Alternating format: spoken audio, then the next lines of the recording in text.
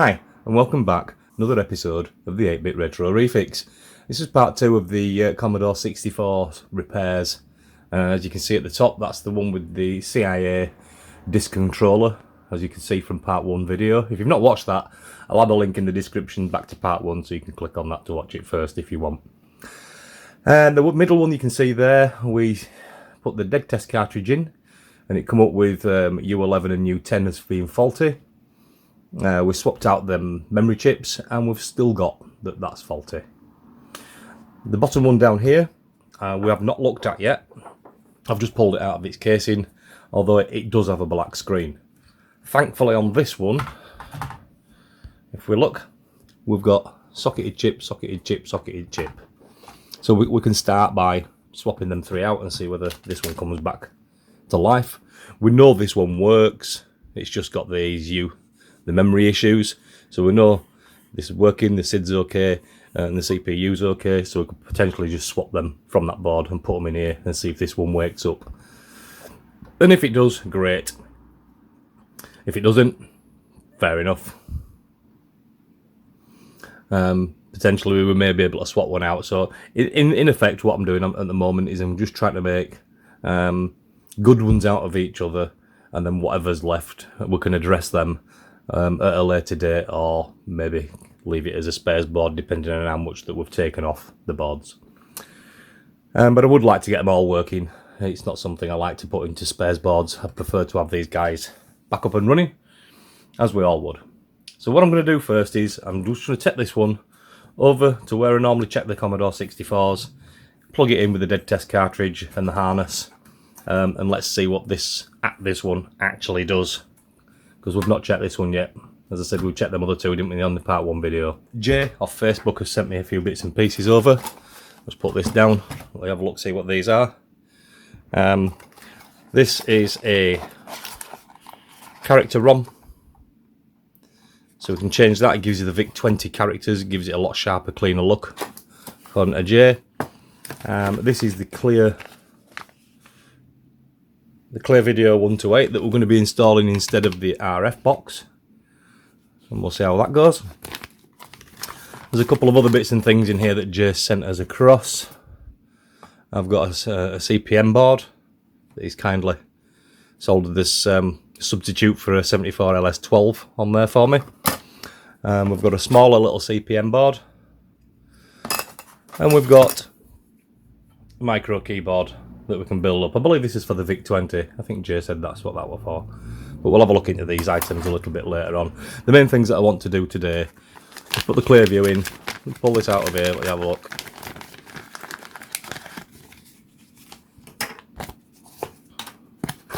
Don't know what we've got in here, let's have a look. What's in here?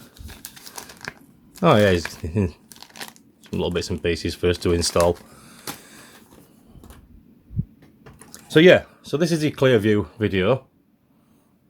Or ClearVideo, I keep calling it ClearView, I don't know why. This is a ClearVideo128, and what this gives you is, looks like compositive out of here, and S-video out of here, and it also gives you the Lumafix on the side, so you can adjust the bar bandings. So that's what we're going to do. What I'm going to do is I'm just going to pull the RF box off here, so it's going to get installed into that little area there. So that's what we're going to do once we get one of these boards up and running. So I'm just going to put that away, because we don't need that bit for in a minute.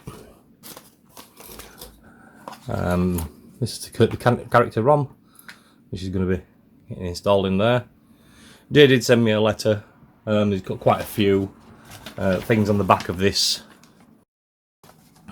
So as we're looking on the back now, so you've got all these ROMs installed onto this little board. Yeah, Kung Fu, BB Indoor, Gun, Ship, Lords, Defender of the Crown, Set A and B, Machine, Predator, Wizard, Buck Rogers, standard C64 character set down there, look, and at the bottom number 16, which is the VIC-20 character set. So we'll have a look at that in a bit later on, once we get this board up and running. But first of all, let's go over to the Commodore 64. We've got the dead test cartridge in, the harness plugged in. Harness doesn't work with the dead test, I just wanted to test with the dead test first. So I've turned this power on, and we've got nothing, although the dead test does take a little while to warm up. We've still got nothing at all. So I think what I'm going to do first is I'm just going to swap these two chips that we've got out. I'm going to pull this chip out here, and pull this chip out here, and we'll try them, because there's nothing at all. It's just dead as a doornail. There's no pulses, there's no nothing. So that normally would tell that it's a CPU issue. So let's change that CPU. Let's see if it wakes up. That's the CPU out.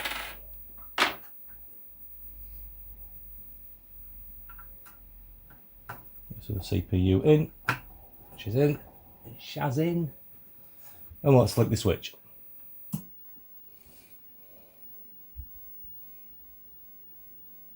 See what happens there.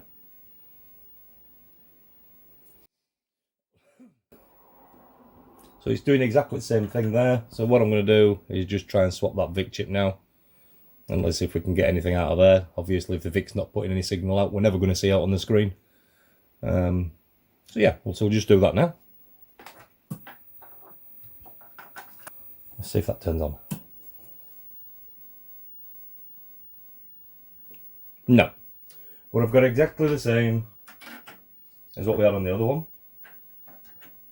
One little chip I'm going to test, which is inside of the VIC, which is the 7801, which normally gives you a pulse on screen when you switch it on. But we didn't get anything on there, so I'm just going to change that little chip now, and let's see if that makes a difference.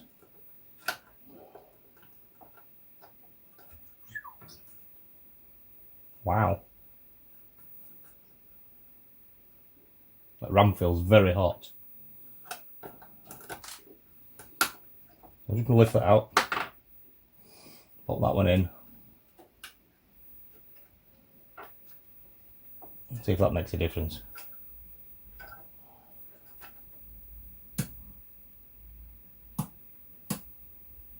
No, we've got even less now.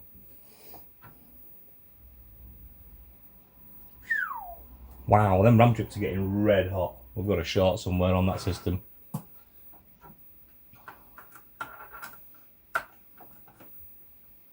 So that's not doing anything at all. So it would be fair to say that these chips are okay. Yeah, obviously we've not tested them, so it's a bit harder to tell on that one. But feeling them RAM chips, that 78 clock crystal. What I've done now is I've swapped the VIC and the CPU round. So there's still... Pull that one back out, let's put it back into its home place.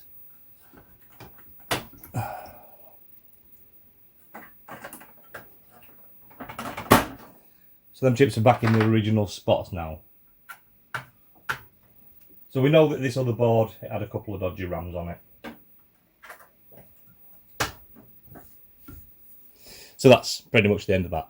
So what I'm going to do is just going to go and get that other board that does work, but it's got that faulty CIA, and I'm just going to check the video chips and the 8701 clock chips. I'm just going to check all them. I'm going to put all them chips into that other board just to make sure that these chips are actually working. But I do suspect that's RAM on that board is red hot, and we get nothing.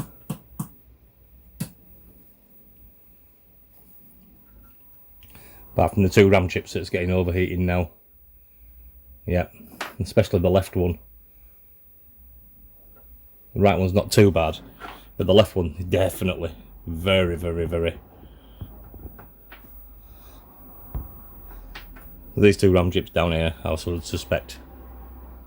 I'm surprised we're getting nothing at all. Let me just stick Jupiter Lander in and see if it does anything, because sometimes Jupiter Lander will do weird and wonderful things.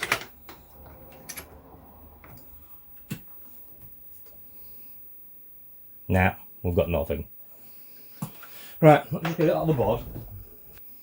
So as you can see, this is the other one. This is the one with one of the CIAs that's faulty on the board. So you can see there, I just flick the switch and it comes straight on the screen. So what I'm going to do is pull that out, pull that out, so I can test these two chips. So I'm going to pull the video chip out first. So that's that one out.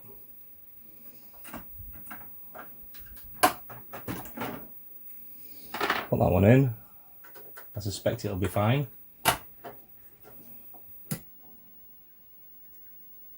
Yep, video chip comes up okay, that's fine. So we know video chip works on that board. This is out of the first black screen one, video chip. So I'll pop that in there and check it. Flick the switch. Yep, we've got video on that one. So we know that video chip, the VIC chip, and that one's okay.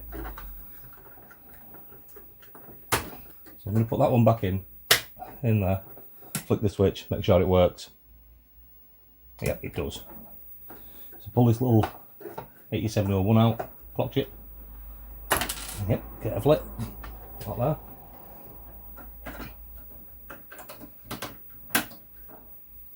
Pull this one out. Does that one work? Hey, big presto, yep, that clock chip works. So all I'm doing is eliminating. And I've just noticed that I didn't quite get that 7801 clock chip back in on this black screen board properly. And I'm just going to lift that out. The other two ones work, so in theory it should be fine. I just want to double check first, you never know. I'll just have a quick look in that other one. Sorry for the noise. We're still getting the same. We will do, because them RAM chips are flat. So we've got exactly the same out of that one. So I'm just going to pull that little clock chip just to be 100%. Pop it into that other one over there.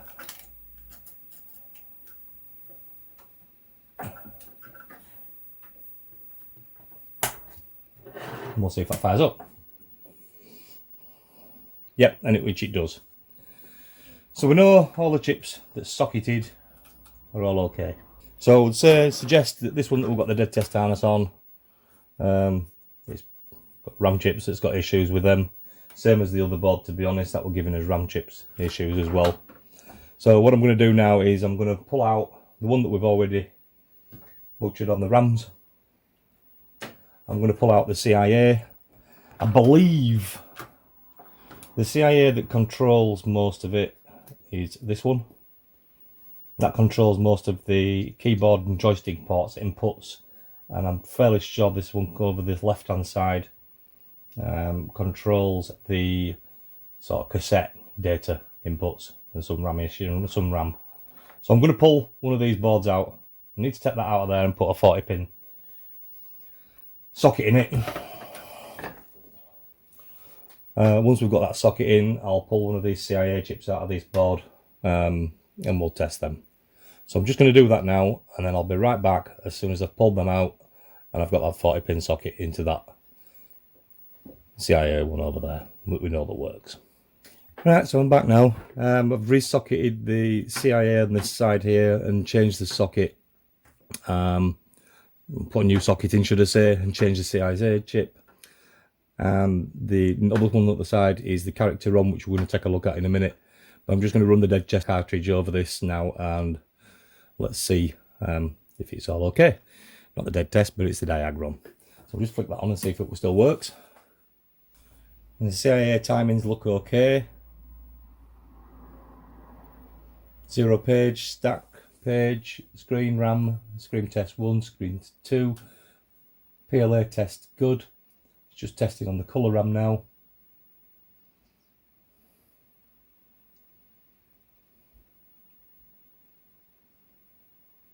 So what this were doing before, it were crashing on the cartridge, the ultimate cartridge. So that looks like it's passed now, so that's looking good. Let's see if them CIA timings change at the bottom right corner.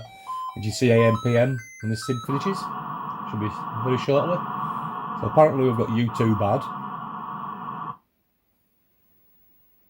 wonder why we've got a U2 bad.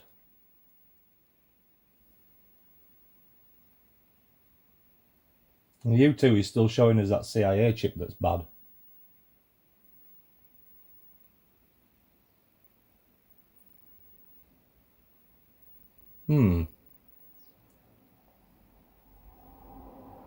What happens if we put that other chip back in? Let's just have a quick look.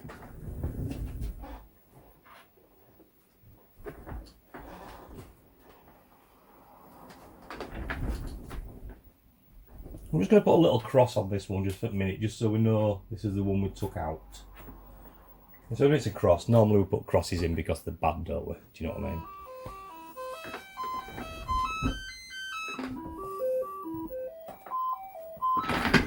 Right, it's had 2 runs and it's come up with U1 bad as well.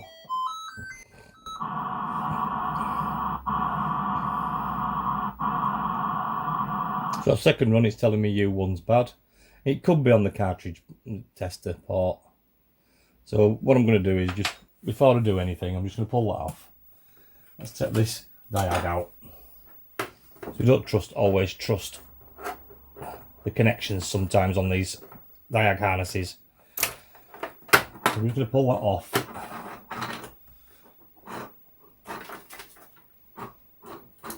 Get that out of the way.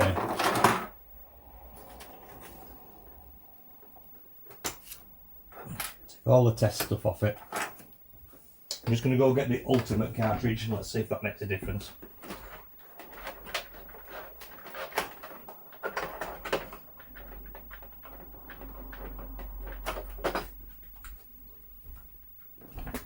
It didn't work before. This is his ultimate cartridge. This is the 8-bit retro refix case cover that we made last week.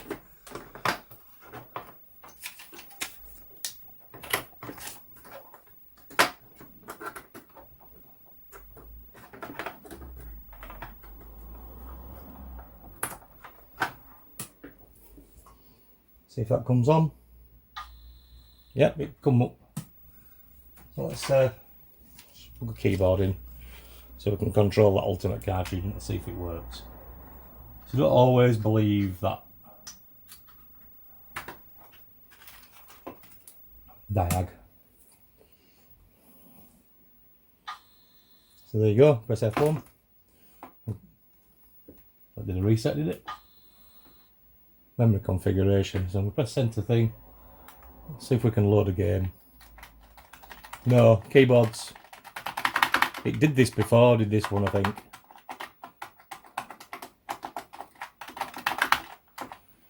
I don't know why, but it did it before.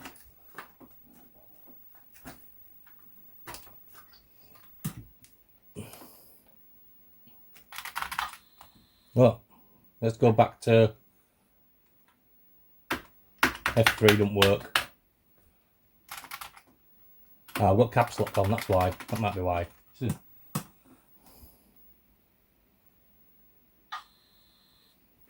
Let's see if we can fire a game up,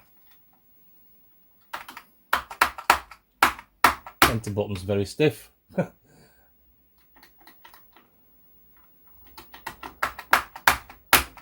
Enter. So I'm breaking hell out of this keyboard, but to a test.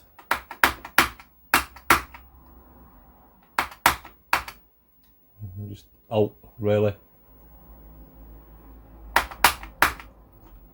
Let's try cartridge collection. Easy flash. I'm going to go for any. Run cart. So it's running that cartridge. We can pick a game. And it goes ready. Let's pick a different game. And it goes ready. So you can see it's not working on cartridge selections. Sorry about the noise. I'm just wanting anything. That's another CRT. Bad Moon Rising is a D64. Run disc.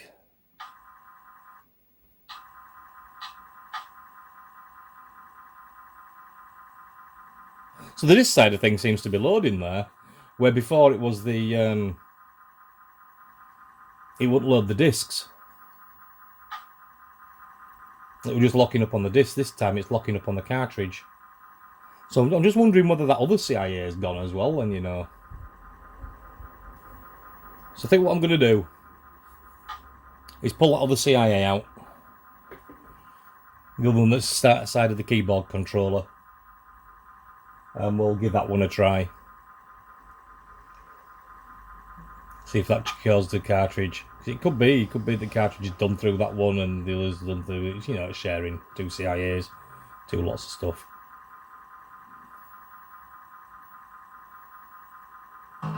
So yeah, you can see there that game loaded up quite well, didn't it? It didn't before. If I knock that off, let's just lift that CIA chip, put the other one back in.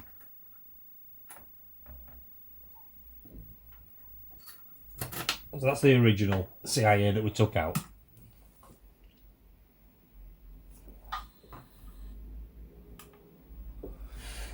In fact, let me change the keyboard and all because I'm not keep thumping that bloody return key.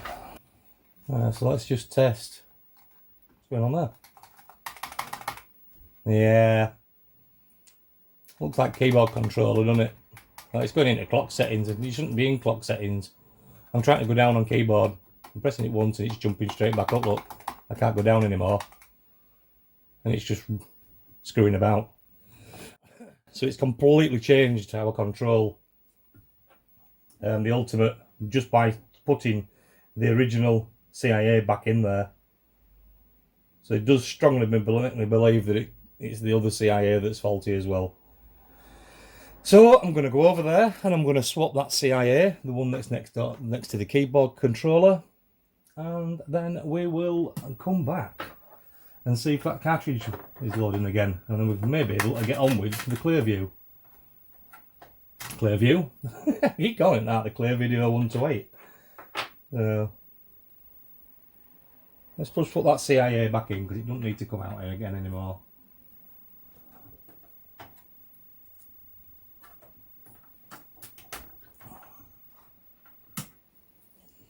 Just make sure that that's still working. Yeah, what's that? It's got to be that controller. I can't move anywhere. It's got to be that other CIA. I wonder if that first CIA is okay then, because it's not making any difference, is it?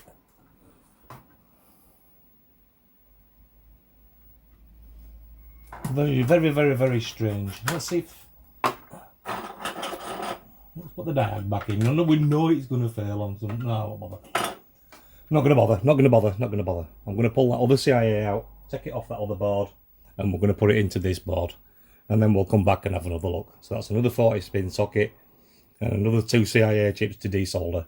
So I'll be back in a minute. Right, so before I pulled that other CIA out of there, I just checked over the other ones again just to make sure that I had no shorts or anything like that. So I just touched over all the contacts on this CIA chip again, just to make sure that they're all okay and there were no shorts between each other. So I'm just going to try that again now.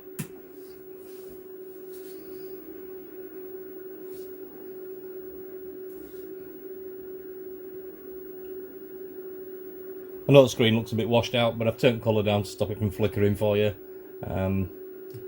It's almost horrible when you see that screen rolling all the time.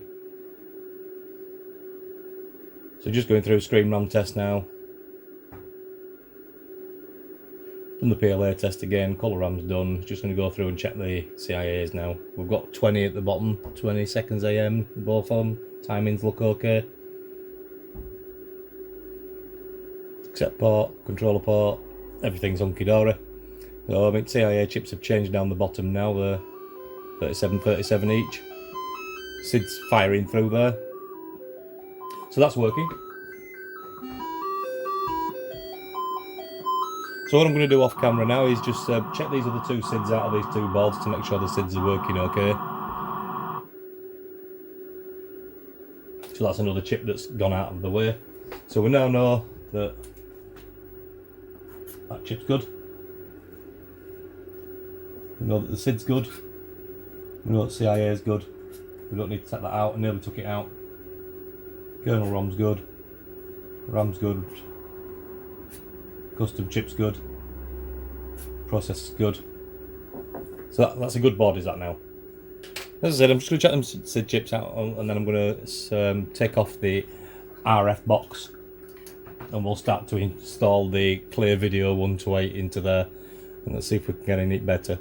What I'm going to do first is I'm just going to pull an LCD screen out, take a screenshot of what the CRT looks like with it without, and one with an LCD with it out, and then we'll put the ClearView in, and we'll have a look, see what the screen quality is like. I can already see on here on the 1702 monitor that I'm using, I can already see the jail bars across the top. You guys might not be able to see that.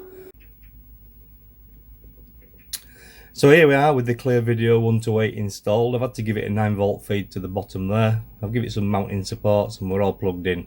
I've got it plugged in via the S-Video to an LCD screen, and I've got my other one connected straight up into my 1702. Don't know if you can see on there or not, but the 1702 is looking quite clear. It might start flickering if I lift it up. Try and move the camera for you. There you go, that's looking quite clean. Very, very, very good.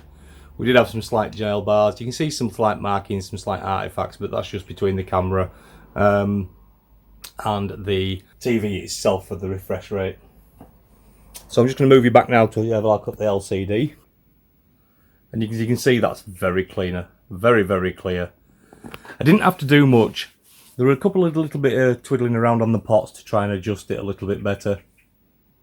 I'm not getting it 100% on the LCD. I mean, even though it does look very, very, very clean on there and clear, it's still, when I can see it in real life, it's still got a few little jail bars there. But I'm not sure on whether that's my S-Video cable that's causing interference and things like that on the screen. So I'm just going to fire you a game up and let's have a look, see what it looks like. Just want to try and move the camera so you can see both, if I can.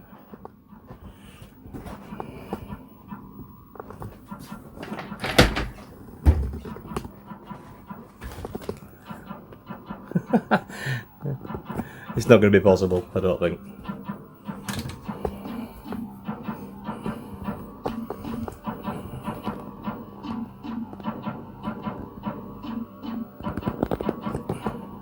It's probably about best as I can get for you there. I'll increase the colour a little bit on the CRT to see whether it actually lifts up that colour or not for you.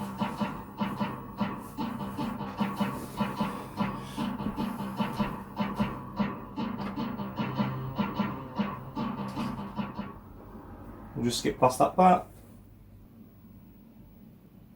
So you can see picture quality is quite clean. Very clean, even compared to the CRT. It is. So this ClearVideo128, it's got the Lumafix built into it. And you've got the S-Video output on the side there, and I think that other little line that comes off there is for the audio, but I'm not sure. I'll have to look up for that. It's either audio or it's composite. I'll have a word with Jay on that one about that. But I think it looks quite good. Just try another game. Let's see if we can find something else. I really do like this VIC-20 character set.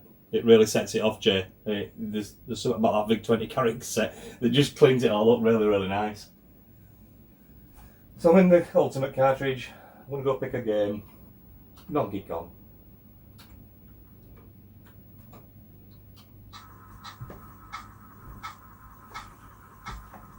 So I'm seeing a few little marks on the screen. I can sort of see some down here, but I'm thinking that's just the screen itself. I mean, it looks very, very clean as you can see it on the screen there. May come on in a minute. Oh, there we go.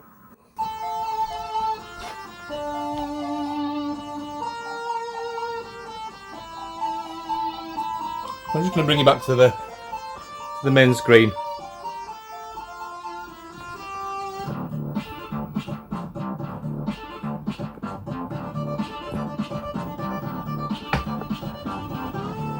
Oh, sorry, apologies.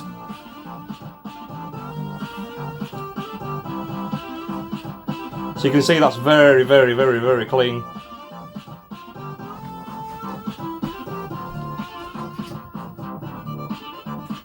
I'm just going to try another game. See if we can start Bruce Lee up and see what that looks like.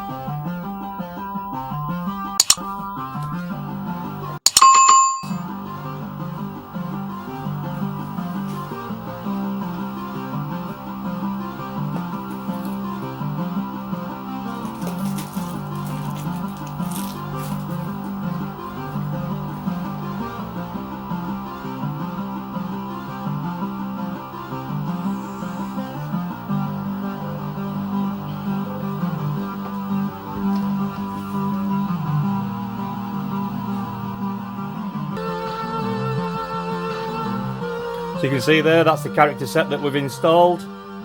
It says got all them other characters on. I'm going to go through that in another video. The ClearVideo128 is installed here. These are all your LumaFix connections. You've got your S-Video at the back there. I think that's compositive or audio, I can't quite remember. I'm sure Jay will put a comment in the bottom to let us know on that one. I've got the RF pulled out, that's running into my LCD screen. Everything's working fine and dandy. So, thanks for watching another video of the 8-bit Retro Refix. It's got the character set installed. It's your ClearVideo128. Absolutely cracking piece of kit. I will put some comparison pictures up towards the end of the video, just to let you have a look, see what the difference is between the CRT and this one. But there is a lot of difference. I think you're struggling to see them really coming through on these screens and catching it on video. But to be fair, if I'm going to change the RF modules anymore, I'm going to buy these ClearVideo128s. They're really good, easy install, a little twiddling around on the Luma Chroma to get the gel bars disappeared and the clean and this my teeth packing and the screen as clean as I possibly can get it. So thank you again for watching another episode of the 8-bit Retro Refix, and we'll see you on the next one. Bye!